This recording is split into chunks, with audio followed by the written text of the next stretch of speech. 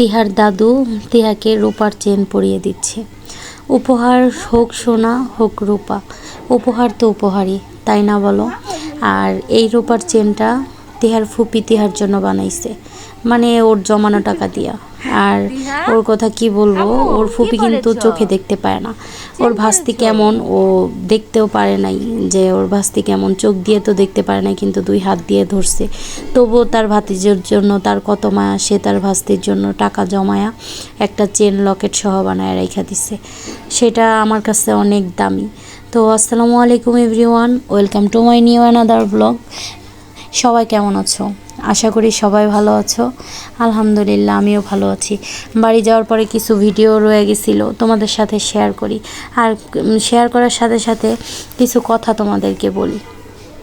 এই যে দেখো, ওইটা আমার ননদ বৈশা আছে, ও অনেক অসুস্থ। ওর মানে ব্রেনটে টিবি রোগ হওয়ার পরে ওর 2 চোখ চলে যায়, মানে চোখ অন্ধ হয়ে যায়, হয়তো ভুল চিকিৎসার কারণে। আর ওর পিছনে এখনও আমার হাজব্যান্ড, আমরা অনেক বেশি চিন্তিত। আল্লাহ যাতে ওরে সুস্থ রাখে, সবাই দোয়া করবা। আর এইখানে আমার হাজব্যান্ড, ওদিকে আমার শাশুড়ি আমার মেয়েকে নিয়ে ঘুরতেছে, আর এইখানে আমার হাজব্যান্ডকে আমার ননদ বলতেছে, ভাইয়া দেখো মুরগি ডিম দিতেছে, মানে বাচ্চা ফুটাইব এই জন্য ডিম দিছে। তো এত মানে কি বলবো, হয় এত ভীতু হয়, মুরগিটা উঠাইবো তাই ভয় পায়। আর তোমাদের সাথে একটা কথা শেয়ার করি, দুঃখই বলো আর আক্ষেপই বলো, আমার বেড়ানোর কোনো জায়গা নাই। আমি বছরে একবার যাই, সেটা হচ্ছে আমার শ্বশুর বাড়ি। তোমাদের ভাইয়ের সাথে হয়তো 1 সপ্তাহ থাকি, যে কয়টা দিন থাকি এই কয়টা দিনই আমার আনন্দের।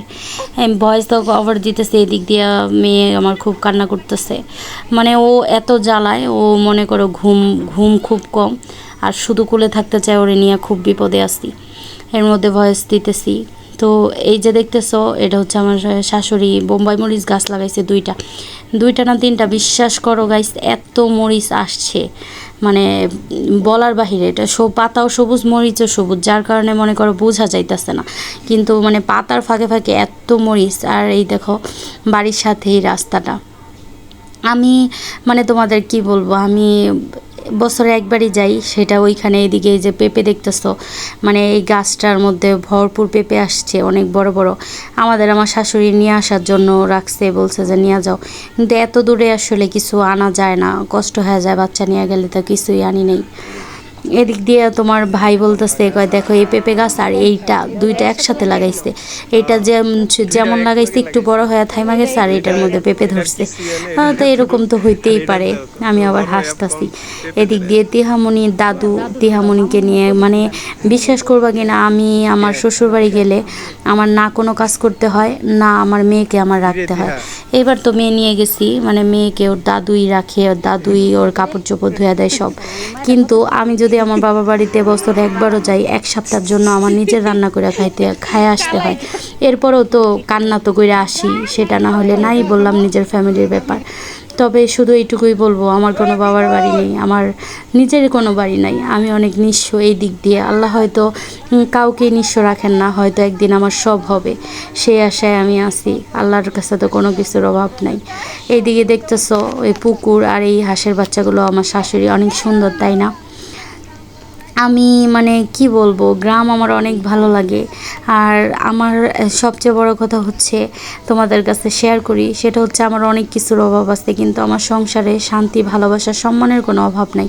আমার স্বামী আমাকে অনেক সম্মান করে, অনেক ভালোবাসে, যার জন্য সারা পৃথিবী যদি আমাকে অপমান করে, কষ্ট দেয়, আমার কিচ্ছু যায় আসে না। কিছু কষ্ট তো রয়েই যায়, যেগুলো কারো কাছে শেয়ার করা যায় না, সেগুলো না হলে মনেই থাক। তবে সবার কাছে দোয়া চাই। অতীত যেমনই ছিল, মানে একটা কথা আছে না, অতীত যার যত ভয়ঙ্কর, বর্তমান তার ভবিষ্যৎ তার ততই সুন্দর। আমার অতীতটা ছিল একদম ভয়ঙ্কর এবং অনেক কঠিন। আল্লাহর কাছে অনেক কান্না করছে, অনেক চাইছি। দোয়া করে সবাই আমার ভবিষ্যৎটা যেন সুন্দর হয়। এই যে দেখো বাচ্চাটা, ও কি সুন্দর ওই পাশ থেকে আমাদের দেখতেছে, মানে কি বলবো, আমার ওই জায়গায় গেলে আমার একটা সপ্তাহ অনেক আনন্দে কাটে। কিন্তু যখন আমি ভাবি যে আমার একটা বোন কেন নাই, বোন থাকলে হয়তো বোনের বাসায় যাইতাম, বাবার বাসায় যাইতে পারি না, সব কিছু মিলাই অনেক খারাপ লাগে। বাবা না থাকলে আসলে বাবার বাড়ি থাকে না, এটাই বাস্তব। আর বাবা না থাকলে মা তো থাকেই না। এদিক দিয়ে দেখো ভিডিওটা প্রায় শেষই করে ফেললাম। এদিক দিয়ে দেখো মানে অনেক আয়োজন করছে ওই দিন, মানে শেষ রমজান ছিল, আমরা মানে যেদিন গেছি 29 রমজান মনে হয়।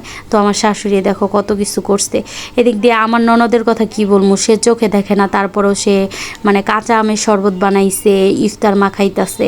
আল্লাহ আসলে কিছু না কিছু গুণ রাখে। ওর চোখ দুইটা চলে গেছে, কিন্তু ওর গুণের কথা বইলা শেষ করা যাবে না। অন্য কোনো ভিডিওতে অন্য কোনো সময় ইনশাল্লাহ বলবো। আর দেখো তার বাবা তার সাথে কথা, সুন্দর কথা বলতেছে। সব কিছু মিলে ভিডিওটা কেমন লাগলো সবাই বইলো। আর সবাই আমার পাশে থাকো। সবার কাছে একটা দোয়া চাই, সবাই দোয়া করো যারা আমার মতো ঠিকানাবিহীন আছে, আল্লাহ যাতে তাদের ঠিকানা দান করেন, এবং যারা আমার মতো স্বপ্ন বুনে দুই চোখ ভাসায় তাদের স্বপ্নগুলো যেন আল্লাহ পূরণ করেন। আল্লাহ হাফেজ সবাইকে।